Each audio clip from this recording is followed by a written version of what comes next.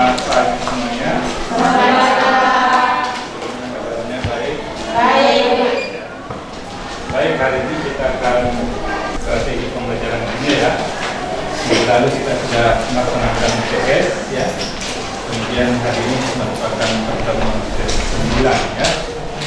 Baik, sebelum kita mulai perkuliahan ya, terlebih dahulu kita berdoa, dan saya minta saudari Tulita untuk memimpin kita dalam doa. Silakan. Teman-teman dan sekalian, sebelum kita mulai perkuliahan ini, nanti kita berdoa. Izinkan saya berdoa supaya saya bisa berdoa mulai. Tuhan Yesus, terima kasih Tuhan atas penyertaan Tuhan yang telah diberikan kami dalam kelas ini dan kasih dan selamat Tuhan Yesus. Terima kasih Tuhan untuk nafas kehidupan yang bisa diberikan kepada kami sampai dengan saat ini Bapa. Bapa, kami akan memulai dengan mata kuliah strategi pembelajaran Tuhan Yesus. Biarlah menyertai kami semua Tuhan, biar kami mampu mengikuti perkuliahan ini dengan baik Tuhan Yesus. Sudirman sebagai dosen mata kuliah ini Tuhan, Engkau berkati hamba-Mu Tuhan dalam setiap tugas dan pelayanan Tuhan. Saat ini juga Tuhan, Bapak Ibu Guru dan kesempatan hadir bersama-sama dengan kami Tuhan. Biarlah Engkau yang menyertai setiap tugas dan pelayanan mereka Tuhan Yesus. Terima kasih banyak Bapak, kami akan memulai dengan perkuliahan kami. Biarlah sesuai dengan kehendak-Mu. Dalam nama Tuhan Yesus kami berdoa. Haleluya. Ada yang tidak hadir? Coba dihitung dulu. 2, 3, 4, 5, 6,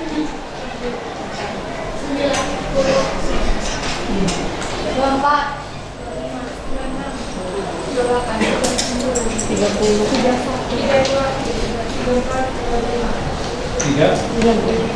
35.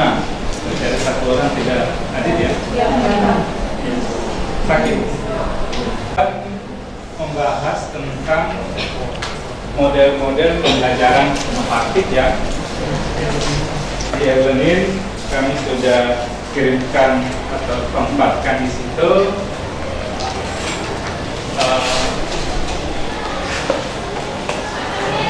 materinya, modulnya termasuk video ya. Dengan LK-nya memang agak terlambat karena kisah saya bayar. Durasi kuliah kita untuk model-model pembelajaran inovatif itu 2 kali pertemuan ya. Nah, topik ini akan dibahas 2 kali pertemuan. Yang pertemuan ke-9 ini, atau pertemuan pertama itu adalah model pembelajaran discovery learning dan problem based learning, model pembelajaran inquiry learning dan project based learning ya. Baik, itu topik bahasan kita. Kemudian kalau kita lihat daripada tujuan pembelajarannya, tentu yang pertama adalah mengidentifikasi pengetahuan awal atau pengalaman mahasiswa tentang pendekatan, strategi, metode dan model pembelajaran ya. Di pertemuan kedua kita itu kita sudah bahas masalah sampai kemarin adalah akar penyebab masalah. Nah, nanti kegiatan langkah terakhir itu adalah menentukan, gitu ya. Nah, kemudian di situ merumuskan pendekatan, strategi, metode dan model pembelajaran. Nah, sekarang pertanyaannya adalah apa yang Anda ketahui tentang konsep pendekatan? Ada yang bisa memberikan komentar? Waktu itu kan kita membahas istilah-istilah dalam pembelajaran ya. Ada pendekatan, ada strategi, ada metode, bahkan ada teknik, metode, taktik ya. Nah, saya hanya ini 4: pendekatan, strategi, metode, dan model pembelajaran. Ada yang bisa memberikan apa yang dimaksud dengan atau apa pengertian daripada pendekatan? Ayo. Menurut saya pendekatan itu untuk mengetahui karakter dari peserta didik. Pendekatan untuk mengetahui karakter peserta didik. Ada lagi yang lain? Ya. Mengarahkan peserta didik menguasai konsep. Mengarahkan peserta didik menguasai konsep. Yang lain? Pendekatan, ya. Kalau menurut saya konsep, strategi. Strategi, ya. Kalau menurut saya untuk strategi itu merupakan sebuah pola dalam pembelajaran dari cara guru itu sendiri untuk mengakomodasi segala variabel dalam pembelajaran antara murid dengan dia punya model pembelajaran. Oke. Ya. Langkah-langkah dalam pembelajaran. Langkah-langkah dalam pembelajaran. Oke. Ada yang mau menambahkan tentang metode? Di pertemuan kedua kita sudah bahas sebagai satu kali pertemuan itu, ya. Oke. Kalau menurut saya metode adalah sebuah proses atau prosedur dalam pembelajaran. Prosedur dalam pembelajaran, metode. Oke, kita lihat model pembelajaran. Ini kan ada berapa dulu istilah, ya? Ada yang model pembelajaran. Yang akan kita bahas hari ini adalah model pembelajaran, yaitu model discovery learning dan problem based learning. Ayo, siapa? Jawaban kalian. Jadi, kalau kita menengok kembali dari konsep yang kita bahas, itu menggunakan pendekatan apa namanya? Ada yang tahu? Pendekatan apa? Student center. Ya? Student center. Itu nanti masuk di strategi. Ayo, yang pendekatan. Pendekatannya.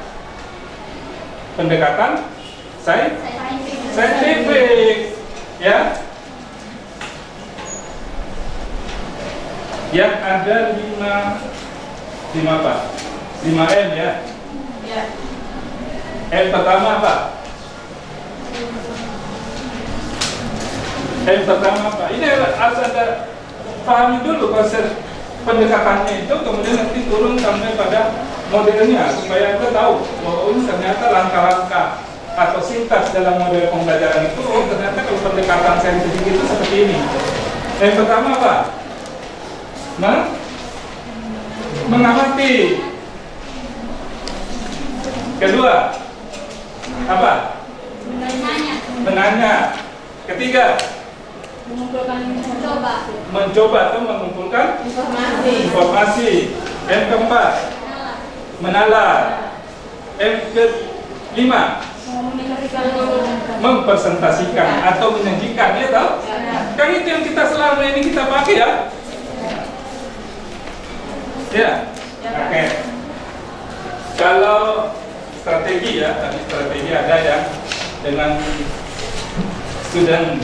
Terakhir itu adalah model. Model adalah bingkai atau bungkus dari penerapan suatu pendekatan, metode, teknik, dan taktik pembelajaran. Ya, jadi merupakan bingkai. Dalam model pembelajaran itu ada pendekatan, ada strateginya, ada metodenya, ada teknik atau taktik di dalam. Modelnya adalah indera. Ya. Nah, dari ini adalah penerapan model apa? Discovery learning. Ya, saudara sudah amati di situ, ya. Ininya karena waktunya agak lama, jadi saya hanya mengingatkan saja, ya, mengingatkan kaitannya dengan video yang Anda tonton, ya. Kemudian video yang kedua itu saya ambil dari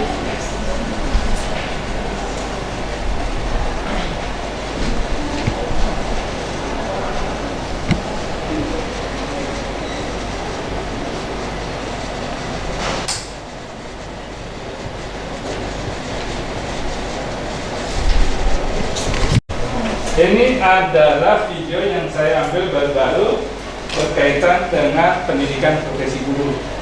Ya, model yang diterapkan di sini adalah model problem based learning. Ya, saudara sudah lihat videonya ya?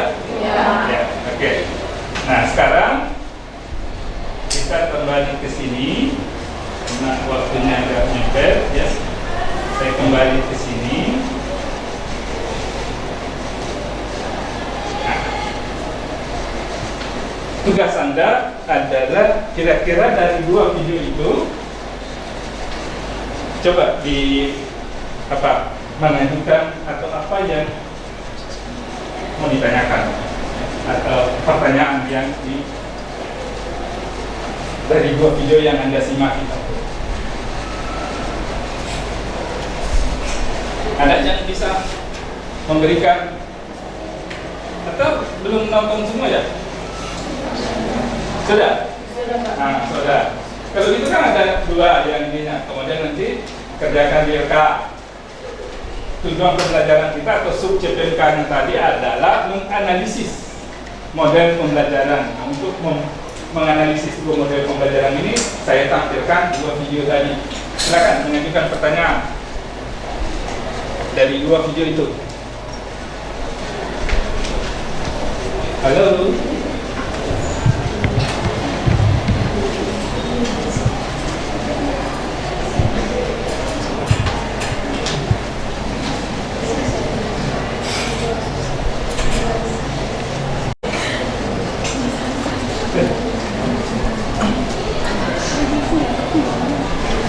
Nah, sebenarnya yang Anda menugaskan itu adalah ada LK 5 ya. LK 5 itu tertera di situ video pembelajaran 1 dan video pembelajaran 2. Cuma di dalam itu kan mau lihat apanya? Pertama perbedaan dan persamaan. Iya kan? Dari model pembelajaran itu. Nah, untuk supaya nanti ada kelompok presentasi, saya akan tunjuk. Sekarang duduk berkelompok ya untuk mendiskusikan LK yang sudah Anda kerjakan itu, diskusikan kembali ya. Setelah itu nanti kita akan presentasikan, kemudian dibahas ya. Silakan.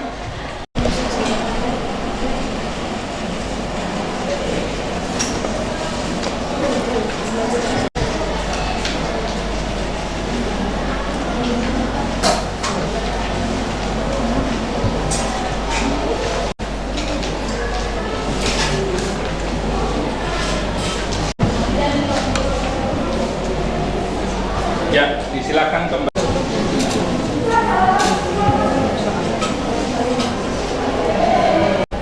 Sudah di-upload ya tugasnya? Ada kelompok yang belum?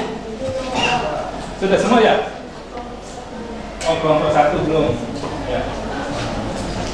Sudah bagus rekannya, bisa mungkin menginventarisasi pertanyaan-pertanyaan nanti kalau kelompok lain yang presentasi ya. Jadi inventarisasi kira-kira apa yang saya mau tanyakan pada saat dia presentasi, yang Anda kerjakan itu kira-kira apa istilahnya, ada pertanyaan yang tidak bisa Anda pecahkan sendiri, Anda boleh tanyakan di kelompok nanti yang presentasi ya.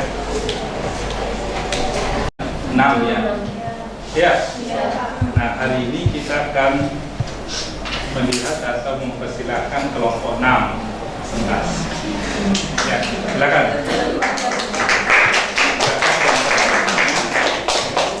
Kelompok 6. Baik, selamat pagi untuk kita semua. Selamat pagi. Terima kasih atas kesempatan diberikan kepada saya. Saya selaku moderator akan memandu jalannya presentasi untuk pagi hari ini. Saya memberikan kesempatan untuk kelompok 6 memperkenalkan kelompok mereka. Teman-teman dan Bapak Guru serta Pak dosen, kenalkan nama saya Sanang Falo. Nama saya Kristina Lakapu. Saya Sisilia Pakereng. Saya Anissa Seran. Saya Abdullah Nurul Alam. Saya Ritian Naudenitan. presentasi kali ini, saya memberikan kesempatan untuk kelompok 6 menampilkan yel-yel mereka.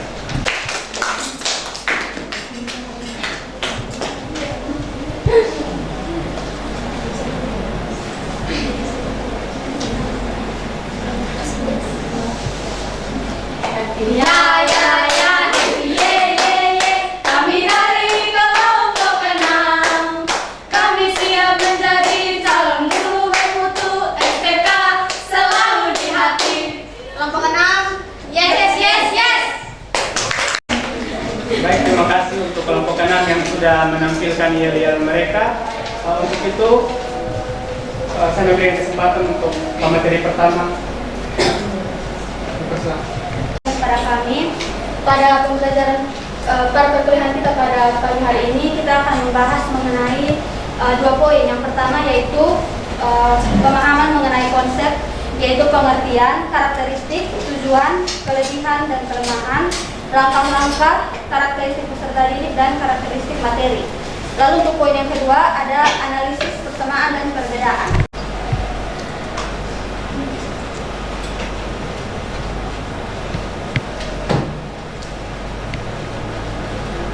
Baik, di sini ditinjau dari aspek yaitu pengertian.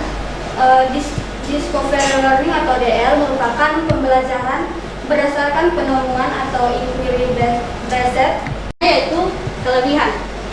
Kelebihan dari model pembelajaran. Yang pertama, model pembelajaran discovery learning yang pertama kelebihannya membantu peserta didik memperbaiki dan meningkatkan keterampilan dan proses kognitif. Yang kedua, pengetahuan yang diperoleh melalui metode ini sangat pribadi dan ampuh karena mampu memuatkan pengertian, ingatan, dan transfer pengetahuan. Yang ketiga, menimbulkan rasa senang pada peserta didik. Discovery lebih cocok untuk mengembangkan pemahaman, sedangkan mengembangkan aspek konsep, keterampilan, dan emosi secara keseluruhan kurang mendapat perhatian. Yang berikut pada beberapa disiplin untuk mengukur gagasan yang dikemukakan oleh para peserta didik.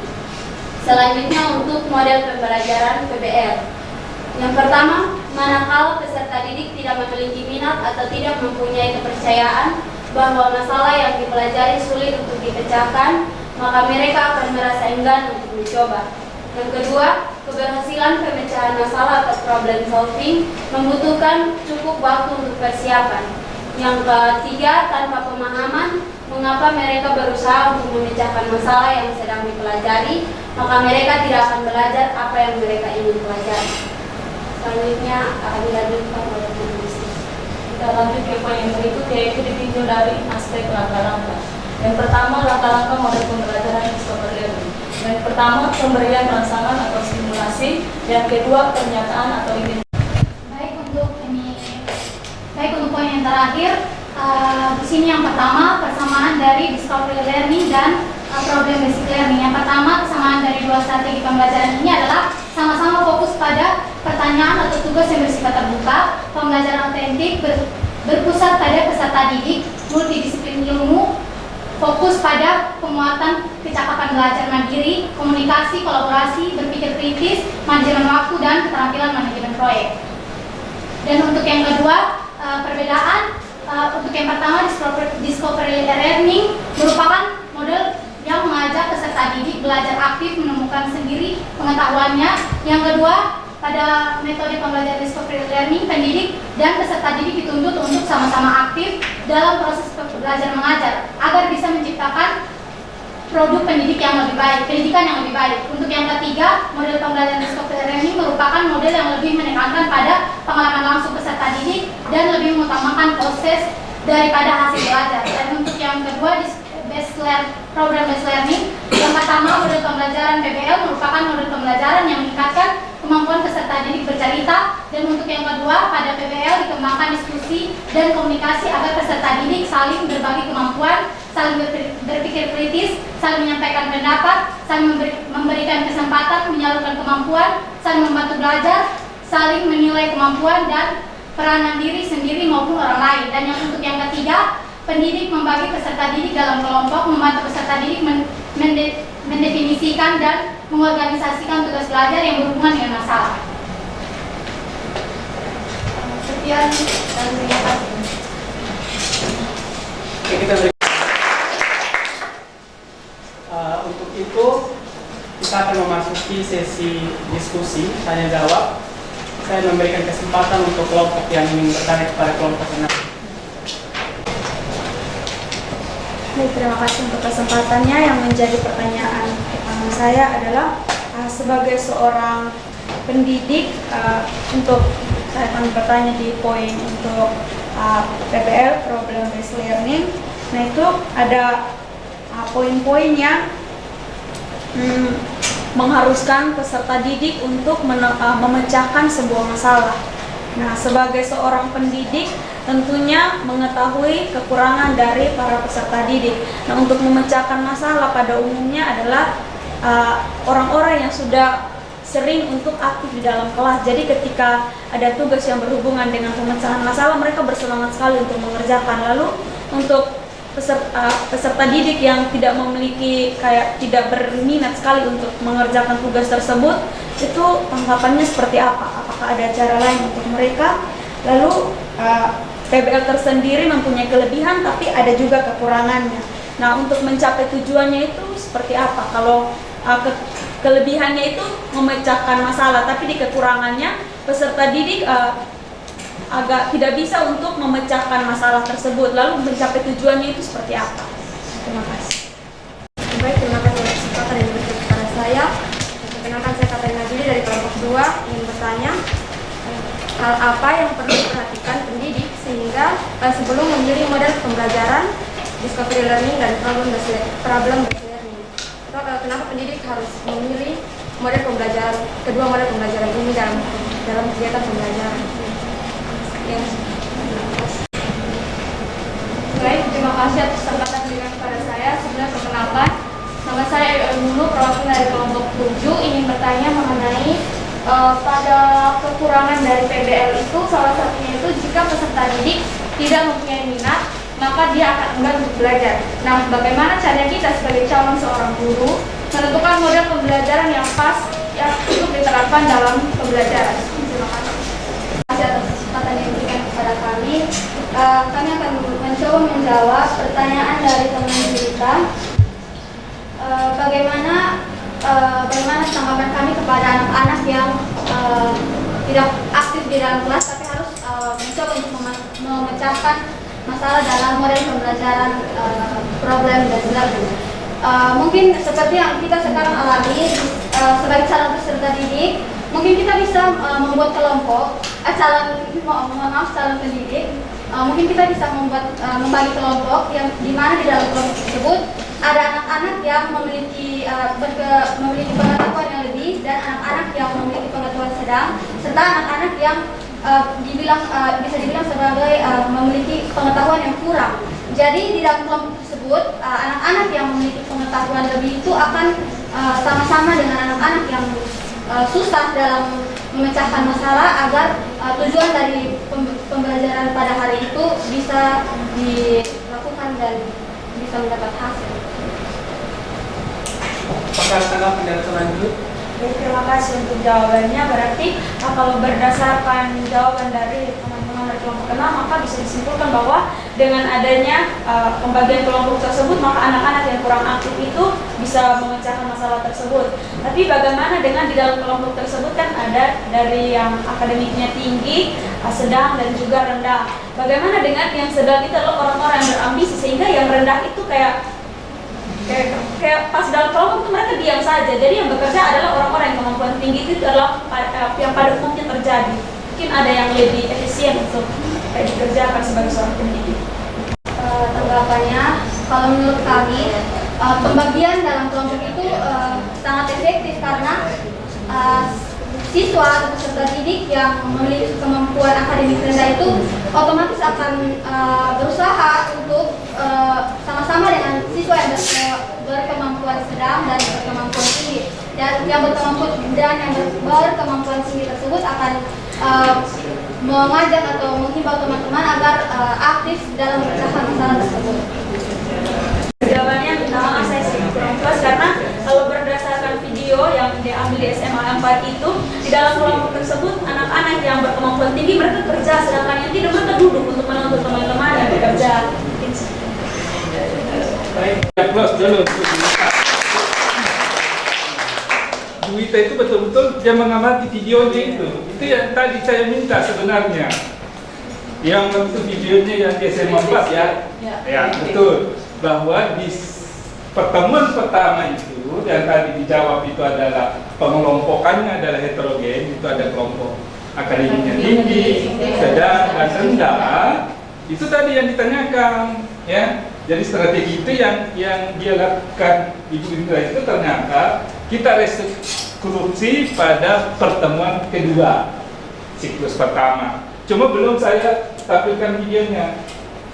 Jadi yang saya minta menganalisis sebenarnya di video itu adalah yang seperti Juwita tadi sampaikan. Oh, ternyata dalam video itu yang didominasi adalah yang berkemampuan tinggi. Yang rendah itu yang mengikut-ngikut saja kan begitu.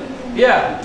Nah, tugas Anda saya tidak perlu saya tahu untuk kurikulum merdeka itu ada pembelajaran sekarang ya, tolong dicari dan dipelajari baik-baik.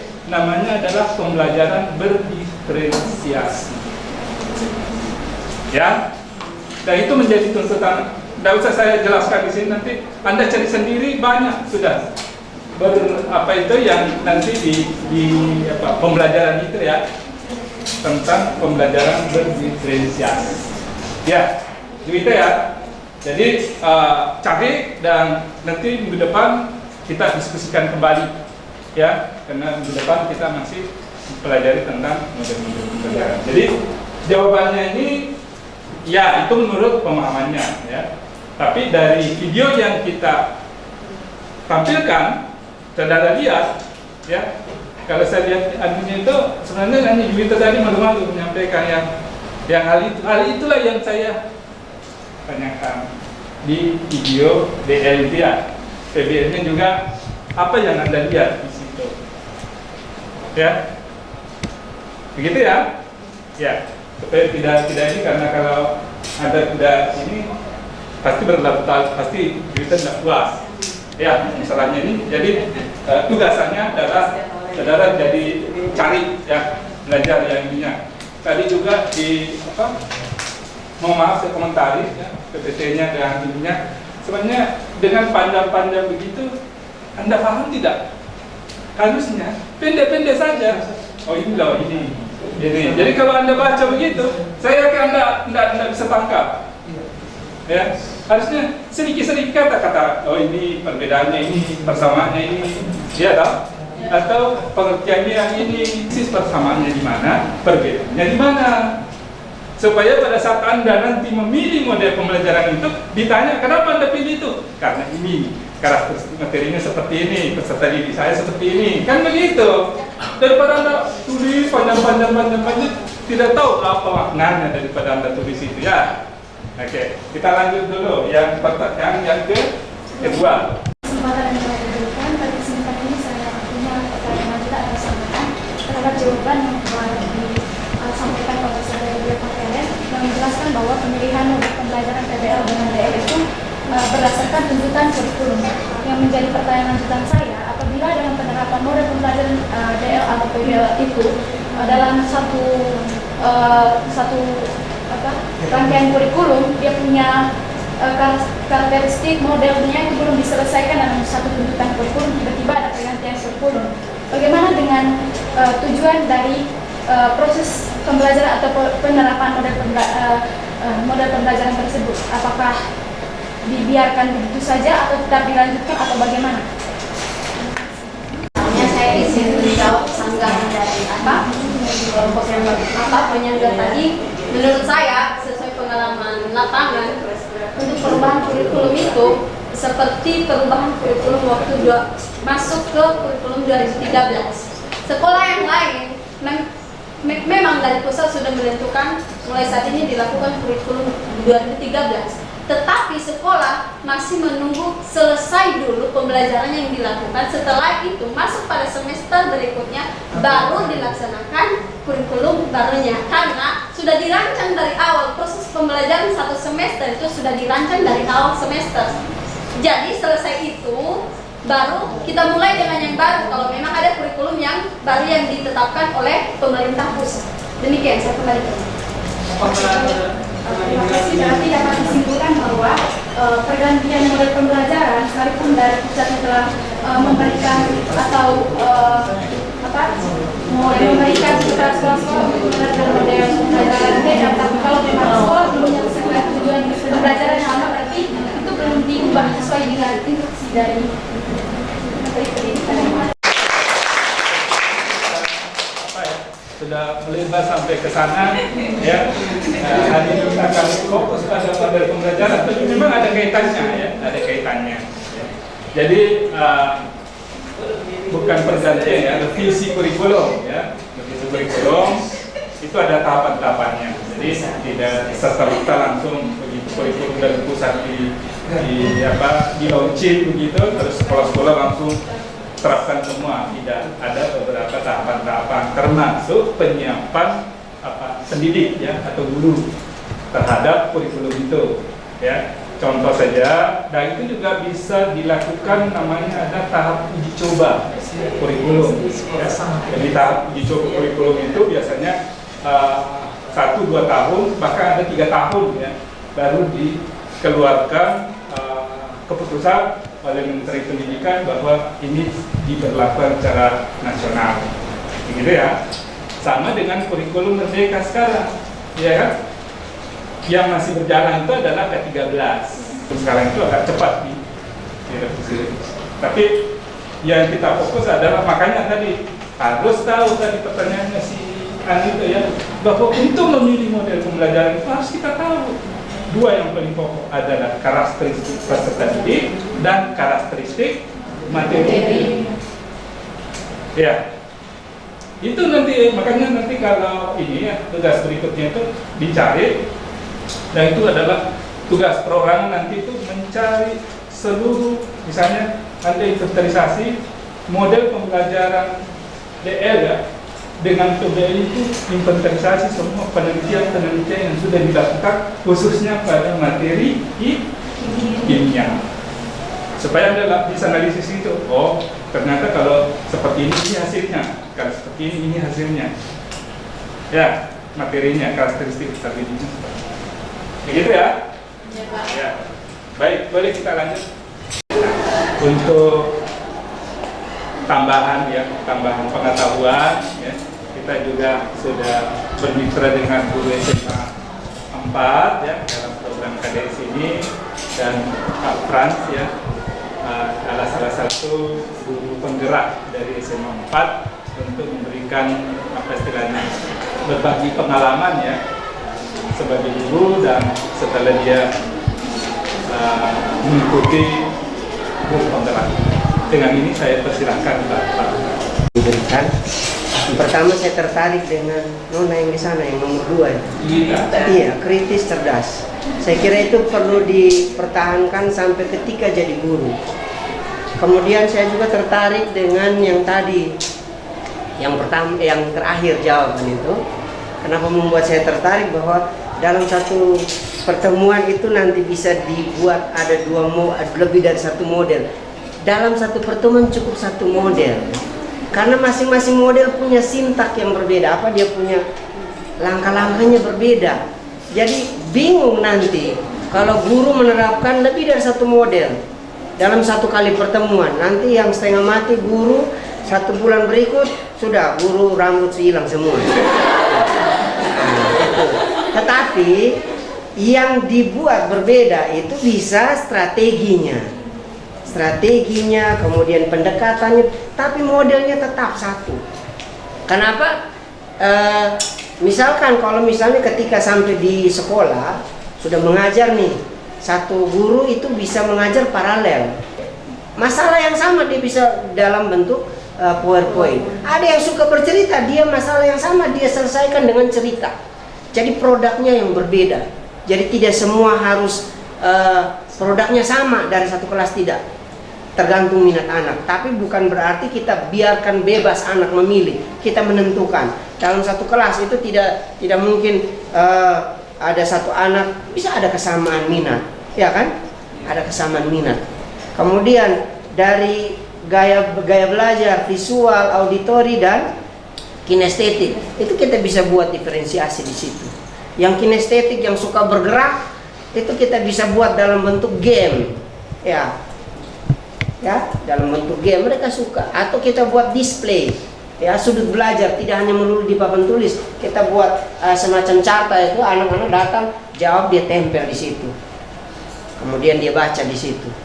Itu kalau dengan gaya belajar. Jadi di diferensiasi itu ada diferensiasi proses, diferensiasi konten, dan diferensiasi produk. Saya kira itu mungkin yang senior Indra bisa pakannya dari kurikulum, orang kurikulum, jadi nanti bisa tambahkan. Saya kira itu. Ya, baik. Dipilih dari tiap provinsi.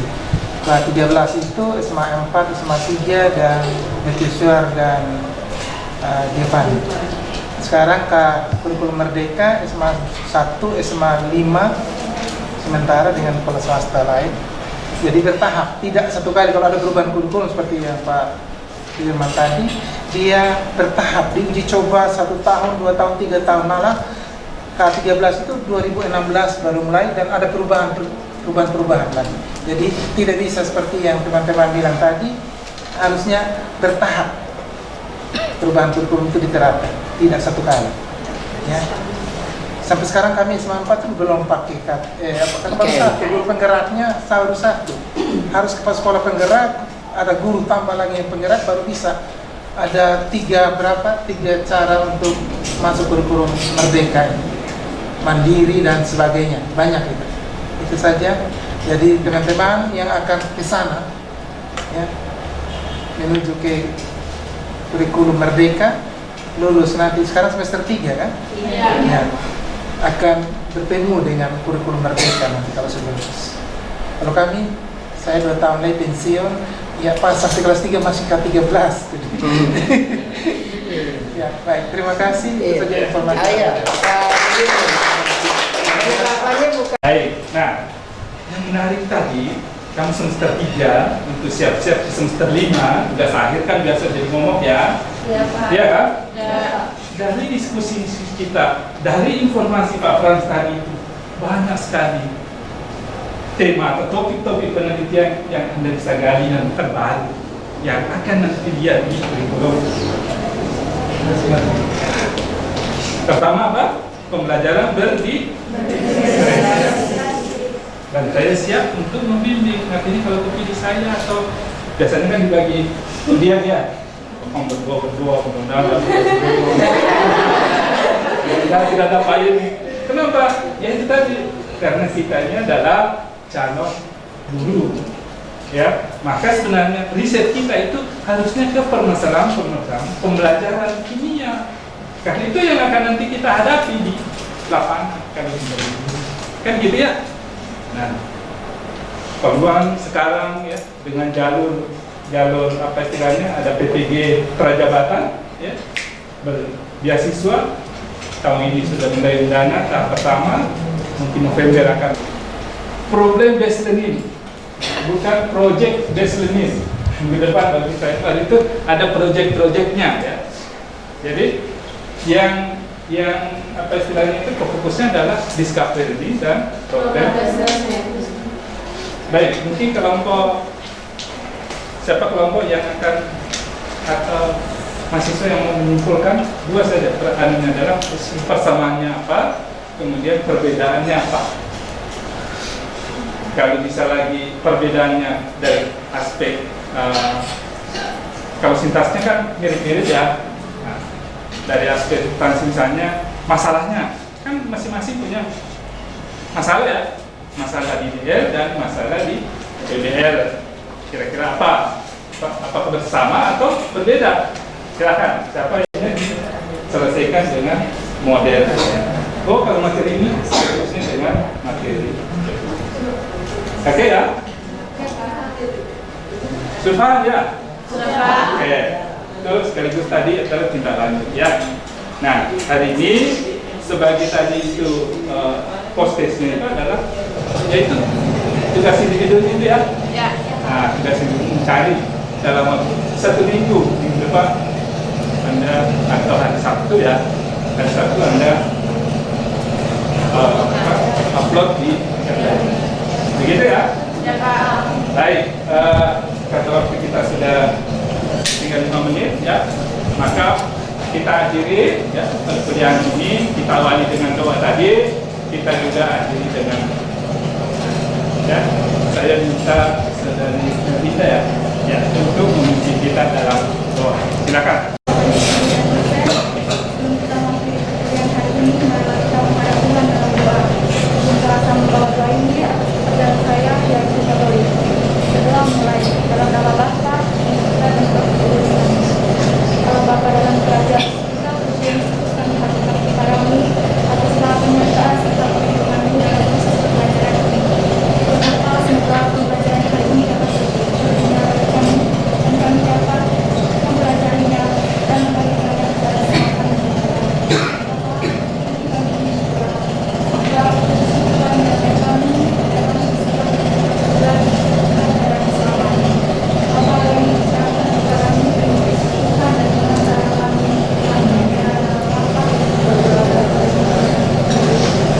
Ya, baik, akhiri sampai di sini. Sekian. Assalamualaikum warahmatullahi wabarakatuh. Selamat siang. Ya. Salam sehat untuk kita semua dan salam Pancasila.